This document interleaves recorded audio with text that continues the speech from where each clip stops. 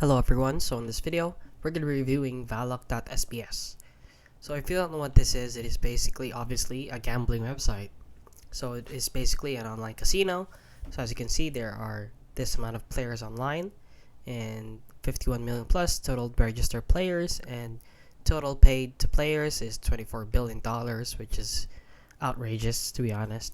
So as you can see, you can go to games right here like Mines, Coin Flip, Plinko, and Dice. There is also a slot game like Gates of Olympus, Sugar Rush, The Doghouse. I don't know what those games are. However, this seems to be a very shady website since I found two other websites.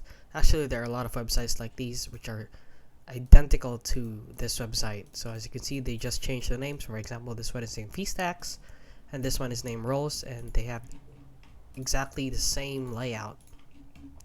So as you can see, this is very much a shady website. So please guys, do not enter in any information into this website. They are just fishing for information from you and your credit card or your card information. And that is basically it. So if you found this video helpful, please consider liking and subscribing.